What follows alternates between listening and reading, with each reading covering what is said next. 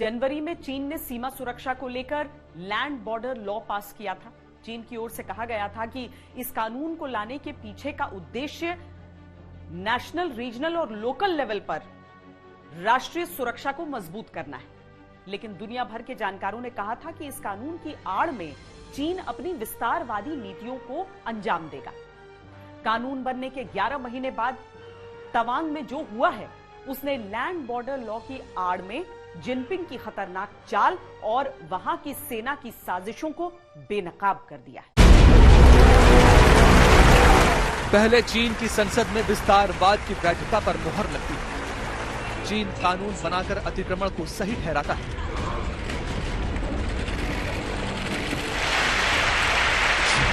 उसके बाद उसकी चालबाजी सरहदों पर नजर आने लगती है।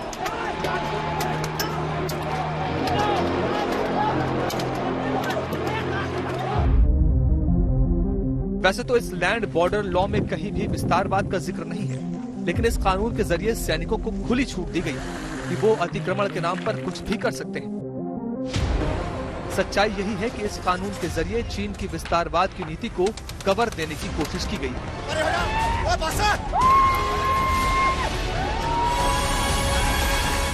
जो कारण है कि अपनी विस्तारवादी नीतियों को ध्यान में रखते हुए चीन ये कानून लेकर आया हुआ है।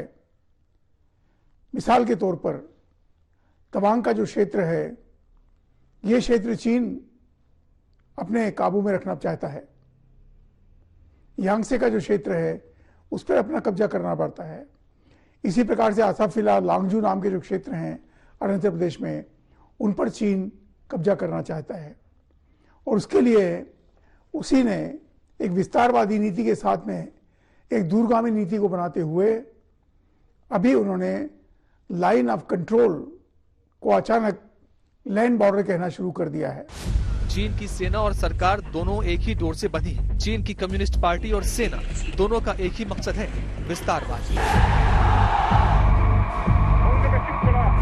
जनवरी 2021 में ये कानून बन गया और उसके बाद से चीन की सरकार पड़ोसियों की जमीन को हड़पने की साजिश तैयार करने लगी और चीन की सेना उसे अमल में लाने की साजिश। लैंड बॉर्डर लॉ है, ये इफेक्टिव हुआ है 1 जनवरी 2022 से, और इसको लाने का मकसद ये था कि एक तो चीन अपना जो इंफ्रास्ट्रक्चर डेवलप करना चाहता है लाइन ऑफ एक्चुअल कंट्रोल पे, दूसरा वो विस्तारवाद गतिविधियों को तेज करना चाहता है, वो इंक्रोचमेंट और इस्लामी साइलेंसी ज्यादा करने की कोशिश करेगा। उसके बाद वो तीसरा क्या कर रहा है कि जो लोकल पॉपुलेशन है वहां पर गांव वगैरह बना रहा है और उनको भी हिदायतें दी हैं कि उनकी रिस्पॉन्सिबिलिटी है टेरिटोरियल इंटीग्रिटी और सॉवरेनिटी चीन की देखना।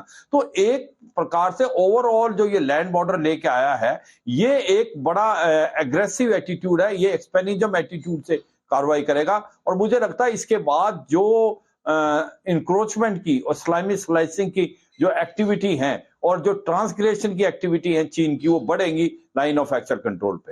पहली नजर में इस लैंड बॉर्डर लॉ में कुछ भी गलत नहीं दिखता, क्योंकि हर देश अपनी सरहदों की सुरक्षा चाहता है। लेकिन असल नीति तब साफ होती है जब कानून में लिखे शब्दों के अर्थ को समझा जाएगा। चीन की विस्तारवादी नीतियां साफ हो जाती हैं।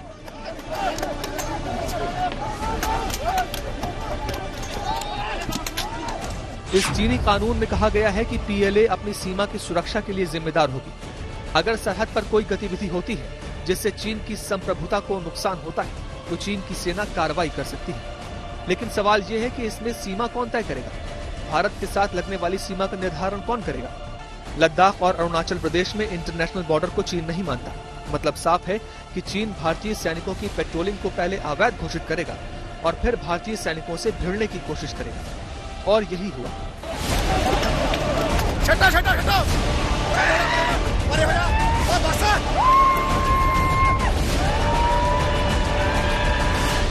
तो उसने बनाया तो गलवान के क्षेत्र में जो उसने आक्रामक कार्रवाई की, ये जो लैंड बॉर्डर चीन की है वो गलवान के पश्चिम में भी आती है। काराकोरम पास, सियाचिन ग्लेशियर, एक श्योक नदी है वहां पर।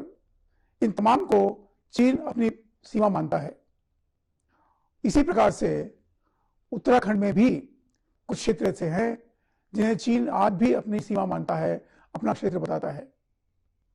सिक्किम में ऐसे क्षेत्र हैं, अरुणाचल प्रदेश में तो है ही हैं।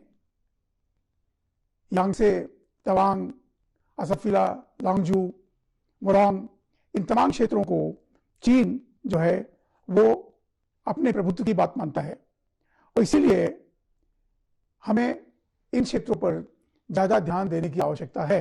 भारत के जिन इलाकों को चीन अपना मानता है, अब लैंड बॉर्डर लॉ की आड़ में उसे अपना कहने लगा है। चीन तवांग को अपना हिस्सा बताता है। बीजिंग इसे दक्षिणी तिब्बत कहकर अरुणाचल प्रदेश के पूरे राज्य पर दावा करता है, जबकि 1914 के शिमला समझौते के जरिए तवांग भारत का हिस्सा है।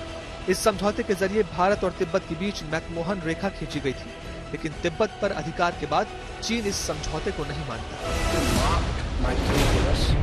लैंड बॉर्डर लॉ आने के बाद भारत सरकार की ओर से विदेश मंत्रालय ने अक्टूबर 2021 में आशंका जताई थी कि इस कानून की आड़ में चीन सरहद पर माहौल खराब कर सकता है, और दिसंबर 2022 में वो हो गया।